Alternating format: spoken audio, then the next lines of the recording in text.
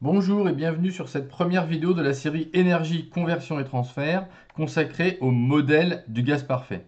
Comme souvent, ce modèle s'est construit dans le temps à partir d'observations expérimentales. On a vu en première qu'en 1676, Mariotte énonce sa loi qui dit que le produit de la pression par le volume est constant pour une quantité de gaz donnée et à température constante. Un peu plus tard, ce sont les expériences de Charles et Gay-Lussac qui vont mener à deux nouvelles lois qui montrent la proportionnalité entre le volume et la température, ainsi que celle entre la pression et la température.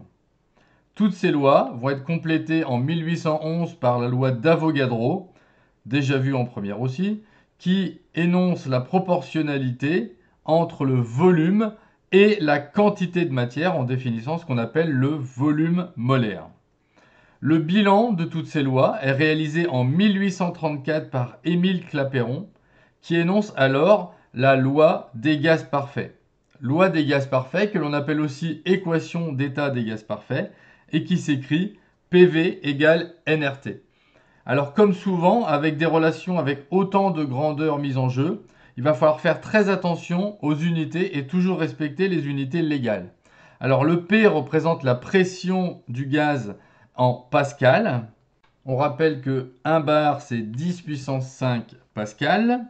V représente le volume en mètres cubes du gaz. N la quantité de matière de gaz en mol. T, la température en Kelvin. Alors on rappelle le lien entre la température en Kelvin et la température en degrés. La température en Kelvin, elle s'obtient en faisant la température en degrés plus 273,15. Moins 273,15 représentant ce qu'on appelle le zéro absolu. Et enfin, la constante R, qui s'appelle constante des gaz parfaits, équivaut 8,314 joules, mol moins 1, Kelvin moins 1. Alors, à partir de cette équation d'état, on va pouvoir décrire le comportement d'un gaz, c'est-à-dire l'évolution de la pression, du volume ou encore de la température. Par exemple, prenons un pneu. Que lorsqu'on gonfle un pneu, eh bien, on s'aperçoit que le volume et la température étant constantes, lorsqu'on ajoute de la quantité de matière, eh bien, la pression va augmenter. Et ça, on peut le voir d'après la loi, puisqu'on voit que P va être proportionnel à petit n. Deuxième exemple, toujours sur un pneu, eh bien, on nous demande de ne pas vérifier de pression des pneus après avoir roulé. Pourquoi? Tout simplement, si on regarde la relation, on voit que la pression, elle est proportionnelle à la température. Or, lorsque la voiture vient de rouler, eh bien évidemment, à cause des frottements entre les pneus et la route, la température a augmenté. Et donc, on aurait une pression plus élevée qu'elle ne l'est en fait à froid. Enfin, dernier exemple, on peut aussi regarder ce qui se passe pour un ballon gonflé avec un volume de départ et qu'on va amener en altitude. Alors la pression descendant avec une altitude qui augmente, eh bien on va avoir un volume qui augmente comme on l'avait déjà vu en première avec la loi de Mariotte. Alors cette loi est-elle valable pour tous les gaz? Non, seulement pour les gaz parfaits, mais que sont-ils ces gaz parfaits? Eh bien en 1840, Regnault montre que les lois des gaz sont plus complexes et que le gaz parfait n'est qu'un cas idéal, c'est-à-dire un modèle. Voyons ce que l'on peut considérer comme un gaz parfait et faisons le lien avec la théorie cinétique des gaz développée au milieu du 19e siècle par des grands noms comme Clausius ou Maxwell ou encore Boltzmann. On se place au niveau microscopique dans un gaz où, on l'a déjà vu en première, les particules sont en mouvement incessant et elles vont venir s'entrechoquer. On peut constater que la température est liée à l'énergie cinétique moyenne des particules et que la pression est liée à une force elle-même liée au choc sur les parois. Alors à partir de là, on peut émettre des hypothèses sur ce qu'est un gaz parfait ou comment on peut en avoir un en tout cas.